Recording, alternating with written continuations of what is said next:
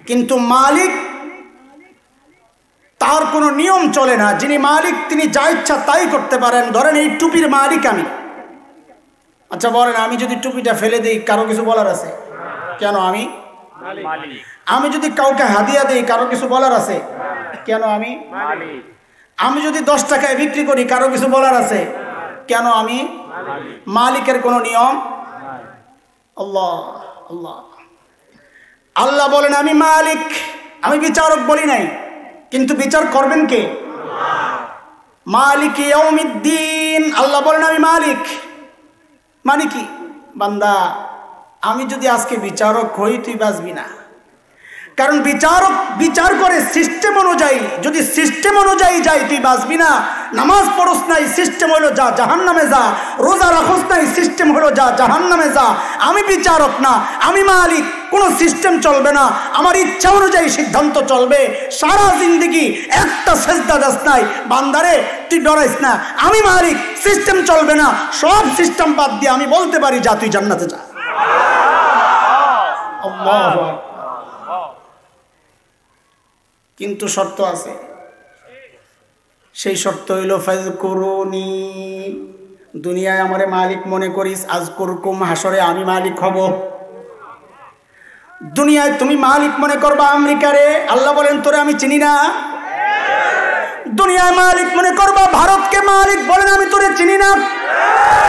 দুনিয়ায় মালিক মনে করবা তোমার পীরকে, যায় বাচ্চা চাইবা পীরের কাছে, মালিক বলেন আমি তোরে চিনি না। কিছু লাগলে চাইতে হবে কার কাছে? মালিক বলেন তাইলে হাসরের মাঠেও আমি তোর মালিক। সারা জিন্দেগির গুনাহগুলো মাফ করে আমি চাইলেই তোরে জান্নাত দিয়ে দিতে পারি। আল্লাহ বলেন ফাযকুরুনি আযকুরকুম। দুনিয়ায় মালিক মানব কাকে? বিপদ থেকে বাঁচতে সাহায্য চাইব কার কাছে? সন্তান লাগলে সাহায্য চাইব কার কাছে? না খাজার কাছে? সন্তান দেনেওয়ালা কে? না আংটিও দেয়, তাবিজও দেয়, পাথর দেয়? খাজায় যদি একটা বাচ্চাই দিতে না পারে তো এত বড় খাজা হইয়া লাভটা হলো কি? নাউজুবিল্লাহ কোন কয়টি? সব কিছুর মালিক কে? একটু কারামতি দেখলেই পাবলিক এমন খারাপ, একটু পেটটা বড় দেখলেই তো ঘাবড়ে যায়। পেটটা বড় দেখলেই মনে হয় বহুত বড় হুজুর। আর যদি গাল আমাকে জনপুরি হুজুর মতন হইতে পারে, মাশাআল্লাহ তো সারছে।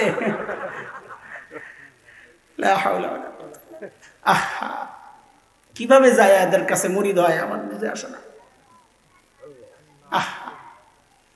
শেষ, ইমান শেষ।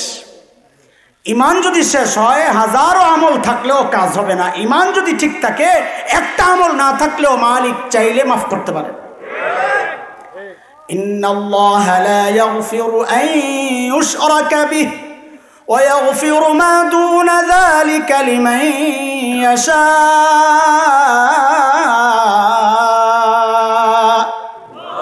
ওয়া মান ইউশরিক বিল্লাহি ফাকাদ যাল্লা যালালান বাঈদা।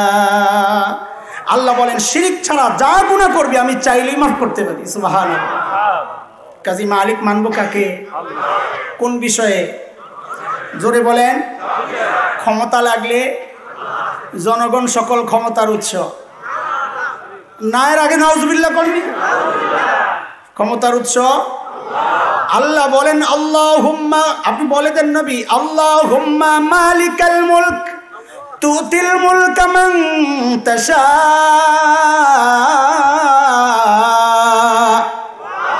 ওয়া তানজিউল মুলকা মিম্মান তাশা। চাইলে বসায়া দেই, চাইলে নামায়া দেই, ক্ষমতা কার? আল্লাহ। ওয়া তুইজ্জু মান তাশাউ ওয়া তুযিল্লু মান তাশাউ বিয়াদিকাল খায়র ইন্নাকা আলা কুল্লি শাইইন কাদির। ইজ্জতের মালিক কে? বেইজ্জতি করার মালিক কে? খলিল ইব্রাহিমের বাচ্চা দরকার, কি করছেন? হাজরে আসওয়াদের কোনা কাইটা তাবিজ বানাইছিলেন, হাজরে আসওয়াদের কোনা কাইটা আংটি পরছিলেন, খলিল জানেন এই হজরে আসওয়াদ বাচ্চা দেওয়ার মালিক না মালিক কে? মালিক ওই আল্লাহর কাছে হাত তুলছেন, রব্বি হাবলি মিনাস সালিহিন। জাকারিয়া আলাইহিস সালাম, দেখেন এটা বুঝার চেষ্টা করুন। ওই যে বলছি পেট দেখলেই ঘাবড়ায়া যায়। জাকারিয়া আলাইহিস সালাম নিজের ভাগ্নি ভাইরার বেটি, ইমরানের বেটি। ইতিহাসে ইমরান দুইজন, একজন হচ্ছে হজরতে মুসা আলাইহিস সালামের বাবা ইমরান, আরেকজন হচ্ছে হজরতে মারিয়াম আলাইহিস সালামের বাবা ইমরান। এই দুই ইমরানের মধ্যে সময়ের পার্থক্য হচ্ছে 1975। বঙ্গবন্ধুর হত্যার ওই বছরটা মনে রাখলে এই তারিখটা মনে রাখা যাবে, বুঝছেন? শিখাইয়া দিলাম, ভুল হবে না আর। আমি ওইভাবেই মুখস্থ রাখছি। 1975 বছর, এই দুই ইমরানের মধ্যে পার্থক্য। তা হজরতে মারিয়াম আলাইহিস সালামের বাবা ইমরান বাইতুল মুকদ্দাসের ইমাম সাহেব হুজুর মান্নত করছেন, আমার ছেলে হইলে আমার ছেলেকে বাইতুল মুকদ্দাসের খাদেম বানাবো, এটা অনেক সম্মানী পোস্ট। কিন্তু হয়েছে কি, মেয়ে।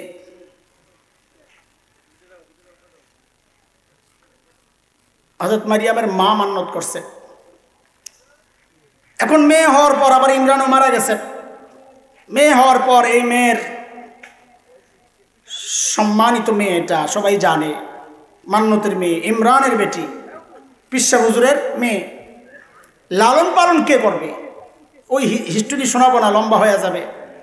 হযরত জাকারিয়ার ভাগে পড়ছে খালু, লটারির মাধ্যমে। তো হযরত মারিয়ামকে বাইতুল মুকদ্দাসের পাশে একটা রোম বানায়া, দোতলায় রোম বানায়া ওখানে রাখছেন। তো এখনকার মতো এরকম সিঁড়ি ছিল না, মই ছিল। মই কি ছিল? ওই মই হযরত জাকারিয়া আলাইহিস সালাম যখন আসতেন, মই নামায়া দিতেন। জাকারিয়া আলাইহিস সালাম উঠা খাবার টাবার দিয়ে আসতেন, খোঁজখবর নিতেন, চলে গেলে মই উঠায় নিতেন। তো একদিন হযরত জাকারিয়া আলাইহিস সালাম মারিয়াম আলাইহিস সালামের কাছে যায়া দেখে অনেক রকমের ফল। কুল্লামা দাখালা, সূরা আলে ইমরান, কুল্লামা দাখালা আলাইহা জাকারিয়াল মিহরাব ওয়াজাদা ইনদাহা রিজকা, অনেক রকমের ফল, মৌসুম ছাড়া ফল, যে এই সিজনের ফল না, এগুলা বহু রকমের ফল। এখন তো জাকারিয়া আলাইহিস সালামের প্রশ্ন, এই ফল আসলো কোত্থেকে? কোনো সন্দেহ নাই যে দুশ্চরিত্রা অন্য কারোর সাথে যোগাযোগ আছে, সে দিয়ে গেছে, এই সন্দেহ নাই।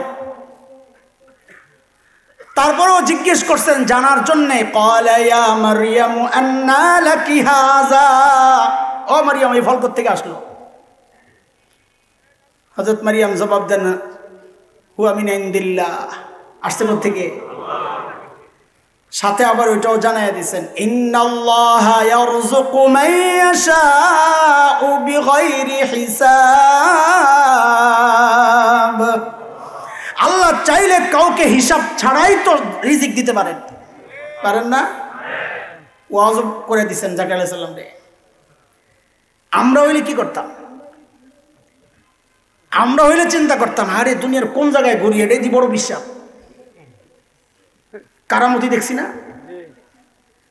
কিন্তু জাকারিয়া আলাইহিস সালাম মারিয়াম আলাইহিস সালামের কারামতকে বিশ্বাস করছে। এটাও আরেক আকীদার বিষয়। আমাদের অনেক ভাই কারামতকে বিশ্বাস করে না। এই যে মারিয়াম আলাইহিস সালামের কারামত প্রকাশ পাইছে, কোরআন স্বীকৃতি দিয়েছে। কারণ কারামত, অলৌকিক ঘটনা, এটা দুই রকমের। কোনোটা নবীর থেকে প্রকাশ পায়, কোনোটা বুজুর্গ থেকে প্রকাশ পায়। নবীর থেকে প্রকাশ পাইলে বলে মুজিজা, আর বুজুর্গ থেকে প্রকাশ পাইলে বলে কারামা। তো মারিয়াম তো নবী না, আল্লাহ কোনো মেয়েকে নবুয়ত দান করেন নাই। মনে করেন না ঠকাইছে, জিতাইছে, ঝামেলা থেকে বেঁচে গেছে। নবুয়ত পাইলে এক পুলিশ ট্রাফিক দিয়েই তো সরকার কত মুসিবতে পড়ছিল। বিডি করে জিয়ার আমলে বলে ট্রাফিক দিছিল, ট্রাকওয়ালার হয়ে গেছে। তো নবী যদি যাইতো দাওয়াত লইয়া, উম্মত নবীরা আটকাইতো, আসেন খেদমত করি, লা হাওলা ওয়ালা কুওয়াতা ইল্লা বিল্লাহ। তা আল্লাহ ঠকান নাই, কি করছে? জিতাইছে। এটা বুঝার জিনিস এগুলা, ইসলামের সৌন্দর্য এগুলা।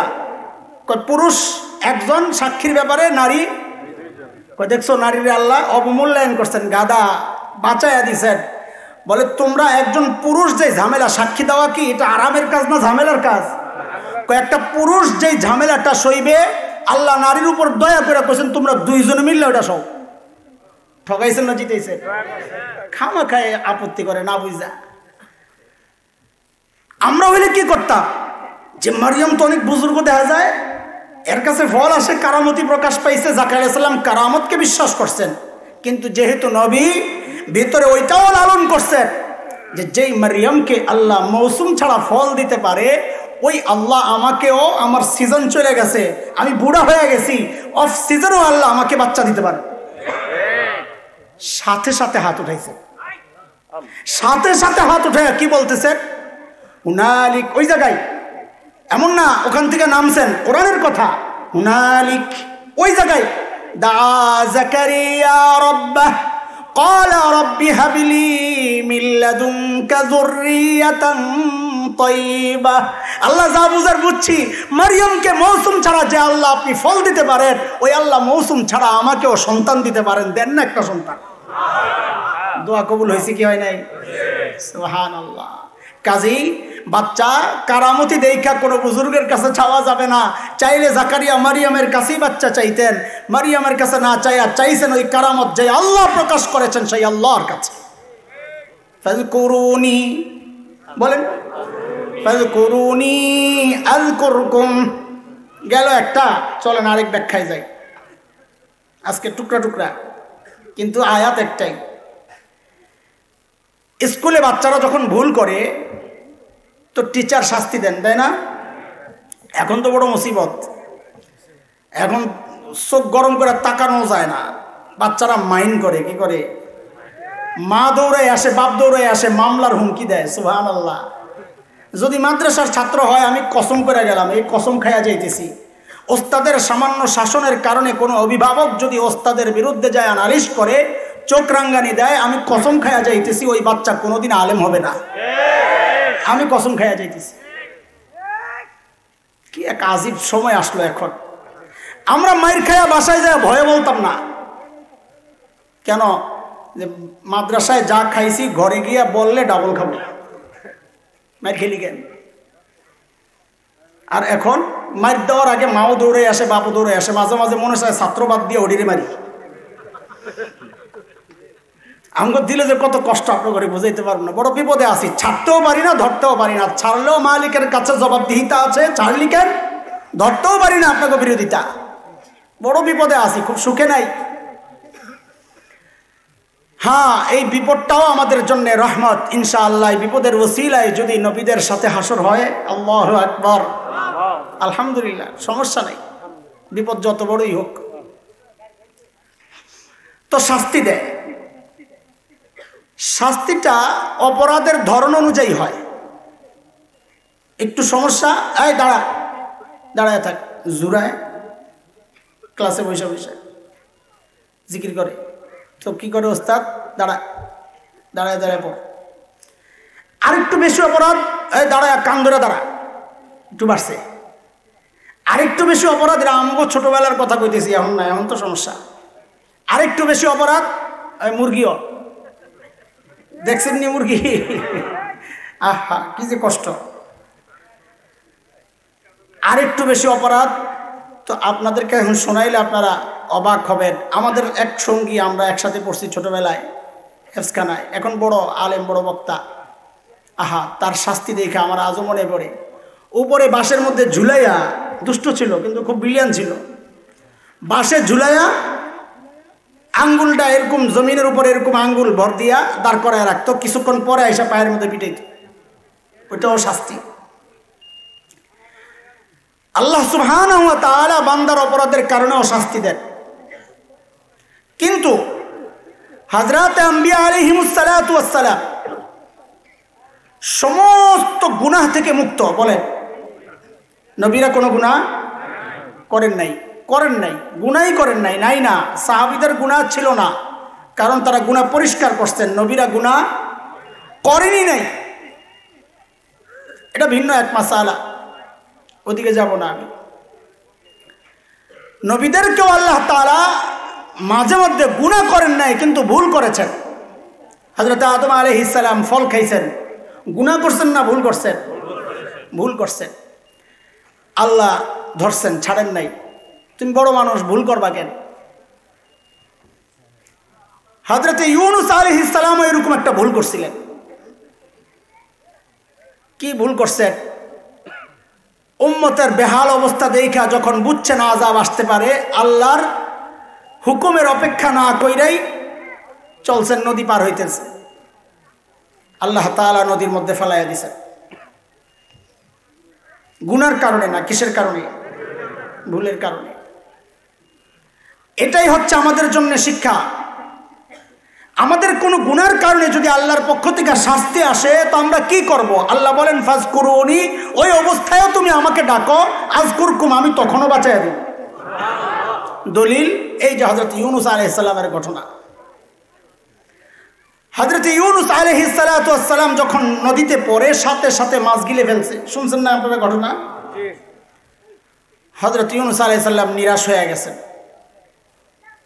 নিরাশ মানে আল্লাহর রহমতের থেকে না, নিজের উপর ভরসা হারায় ফেলছেন।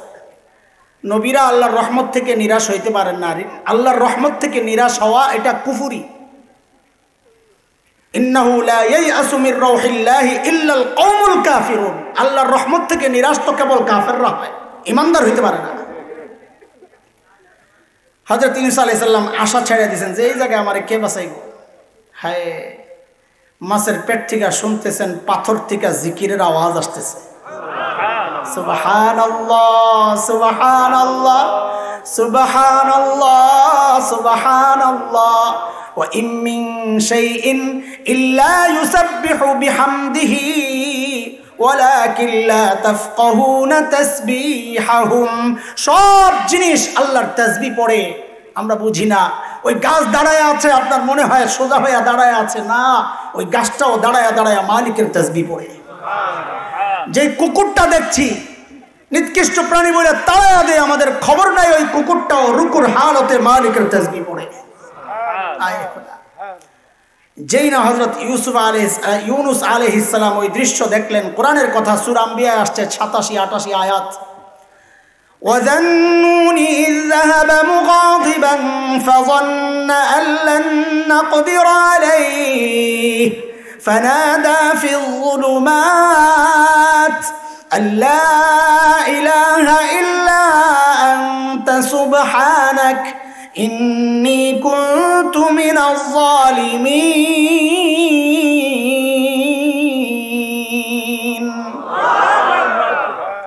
মাসওয়ালা নবী ইযহাবা মুগাদিবা, রাগ করে যখন পালাইতেছিলেন, চলে যাচ্ছিলেন, মাছের পেটে আল্লাহ হিস্ট্রি সংক্ষেপ করছেন। ফাযান্না আল্লাহ নাকদির আলাইহি, যে আমি আর বাঁচব না, শেষ। ঠিক ওই মুহূর্তের একটা অনুভূতির পর হযরত ইউনূস কি করলেন? ফানাদা ফিজ যুলুমাত, অনেকগুলো অন্ধকার। যারা মোটামুটি আরবি জানেন, জুলুমাত এটা বহু বচন, জুলমা অন্ধকার, জুলুমাত অনেকগুলো অন্ধকার। এই অনেকগুলো অন্ধকার কি? অনেকগুলো অন্ধকার হচ্ছে, এক হচ্ছে পানির নিচে এমনিতে অন্ধকার, আরেক হচ্ছে মাছের পেটে আরেক অন্ধকার, ঠিক না? নিরাশ হয়ে গেছেন, নিজের মনের উপর ভরসা হারায় ফেলছেন। মানুষ ভরসা হারায় ফেললে এমনিও চোখে অন্ধকার দেখে। এই সব অন্ধকারের মধ্যে হযরত ইউনূস যখন পাথরের তাসবিহর আওয়াজ শুনছেন, সাথে সাথেই বলেছেন যেই আল্লাহর তাসবিহ এখানেও চলে, ওই আল্লাহকে এখান থেকেও ডাক দেওয়া যাবে। ফানাদা ফিজ যুলুমাত, সাথে সাথে ডাক দিছেন কি? লা ইলাহা ইল্লা আনতা সুবহানাকা ইন্নী কুনতু মিনাজ জালিমিন। পড়েন না একটু আমার সাথে, লা ইলাহা ইল্লা আনতা সুবহানাকা ইন্নী কুনতু মিনাজ জালিমিন। মানে কি একটু বুঝেন। আল্লাহ আমাদেরকে শিখাচ্ছেন, এরে আমার বান্দা, তুমি গুনাহ করছো, আমি আল্লাহ তোমাকে ধরছি, কেন? তুমি যেন গুনাহ থেকে ফেরত আসো, লাআল্লাহুম ইয়ারজিউন। এই বিপদে পইরাও যদি তুমি আমাকে ডাকো, ফাজকুরুনি, ডাকো, আল্লাহর হুকুম, ডাকো। যদি ডাকো, আমি শাস্তি দিছি ঠিক, কিন্তু আমি মুখ ফিরাইয়া নেই নাই, তুমি ডাক দাও, আমি আল্লাহর ওয়াদা আযকুরকুম, আমি সাথে সাথে তোমার ডাকে সাড়া দিব।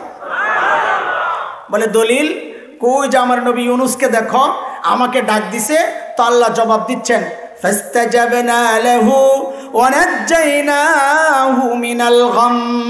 আমি ডাকে সাথে সাথে জবাব দিছি, আর আমার নবী ইউনুসকে ওই বিপদ থেকে বাঁচায় দিছি। আমার মনোযোগ নষ্ট। এখন ভিতরে ভিতরে আপনাদের জাগতে পারে, উনি তো নবী, হযরত ইউনুস আলাইহিস সালাম কি আমি তো নবী না, আমারটা কি আর এরকম সাথে সাথে কবুল হইব?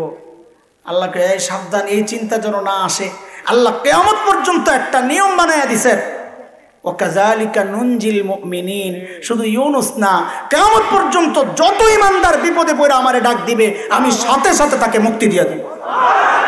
আল্লাহু আকবার। কি পড়লে? এটার নাম কি? দোয়া ইউনুস। এটাও একটা ইস্তিগফার। আমরা নাম দিছি এটা খতমি ইউনুস। কষ্ট নিয়েন না আপনারা, এটি বললে আমগুই লস, তারপরেও বলি আপনারা ভালো থাকেন। এই জন্যে হযরত ইউনুস আলাইহিস সালাতু ওয়াস সালাম দোয়া ইউনুস পড়ছেন একা না কয়েকজনের লইয়া? না মাছের পেটের মধ্যে পইরে ডাক দিছেন, ও ভাই হাঙ্গর কামিন, বল তাহাল জলদি আয় বেটা, শৈল কাতলা জলদি আয়। কয়জন হইছস? 9 জন। কহ আমি একজন, 10 জন। সাবাস, ব লাইন ধরাবো। তো লাইন ধরে বইছে মাছগুলো, আর তো কিছু নাই মাছ ছাড়া। যাওয়ার সময় খেজুর বিচির একটা পোটলা লইছিল হযরত ইউনুস আলাইহিস সালাম, তেঁতুলের বিচি, এটা সুবিধা বেশি। আমরা পড়তাম বকুলের বিচি দিয়া, খতমি ইউনুস বুক দিয়া না, সিমের বিচি, কত কিছু বাড়িতেছে, সব মৌলবি। তো হযরত ইউনুস আলাইহিস সালাম কি করছেন? পাথর লইয়া গেছিলেন একটা পোটলা দিয়া, যে খতম তো পড়ন লাগবো, একটা পোটলা পাথর লইয়া এলো।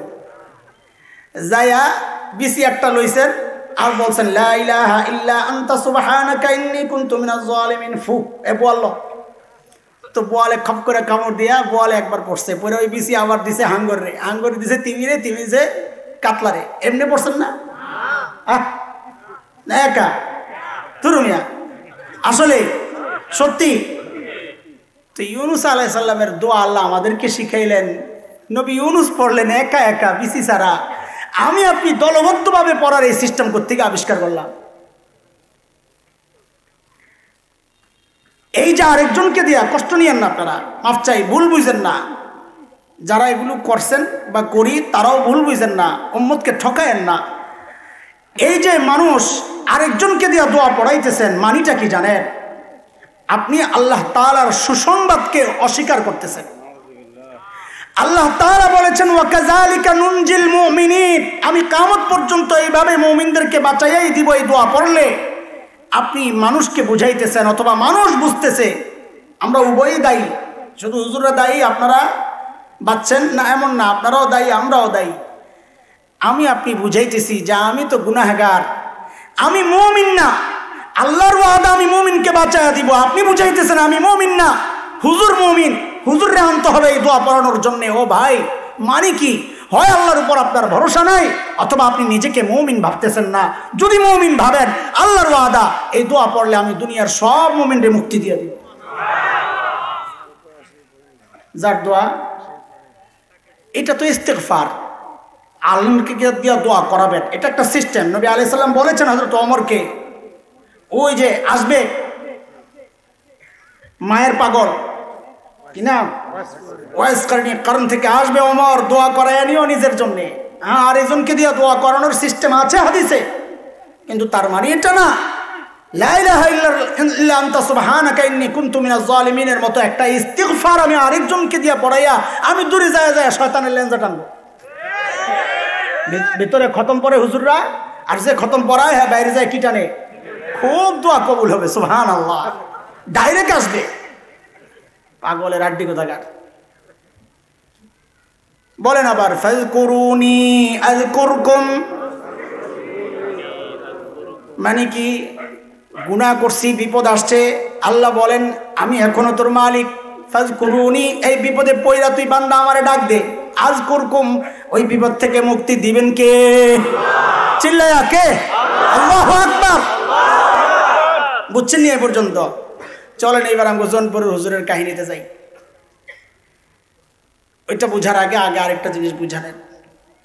কখনো কখনো আমাদের পরিবারে এমন হয়, পরিবারের কর্তা গুনাহ থেকে বাঁচতে চান, কিন্তু পরিবারের অন্যদের কারণে বাঁচা সম্ভব হয় না। বউ কথা শোনে না, ছেলে কথা শোনে না। আমি তাবলিগে যাই, দিলের অনুভূতি আসছে, ঘর থেকে টেলিভিশন সরাইতে হবে। ছেলে বলে সরাইলে খেলা দেখুন কেমনি, বউ কয় হিন্দি সিরিয়াল দেখুন কেমনি। লাগেনি গন্ডগোল? হয়নি এরকম? আবার উল্টাও হয়, ঘরওয়ালি পর্দা করে, ঘরওয়ালা মানতে রাজি না, ছেলে দিনদার। এই যে গত সপ্তাহে, আমি তো অনেক দিন ছিলাম না, আমার সাথে আলহামদুলিল্লাহ অনেক যুবকরা তাল্লুক রাখেন। তো দুই ভাই বুয়েটের ছাত্র, আমার সাথে এতেকাফও করে, খুব দিনদার, কিন্তু বাবা বদিন ছিল। তো তাদের খুব কষ্ট, আমার বাবা দিনের উপর নাই, বরং আমরা দাঁড়িয়ে রাখছি, এটা বাবার অনেক কষ্ট, খুব বকাবকি করে আমাদেরকে। তো 2 বছর আগে একবার তাদেরকে আমি বললাম যে তোমার বাবাকে একদিন আমাদের সাথে ইফতারের দাওয়াত দাও, এক মজলিসে বসাই, মহব্বত তৈরি হইতে পারে। তো বাবাকে দাওয়াত দিছে। তো বেচারা যে আসছে তার খুব কষ্ট হয়েছে।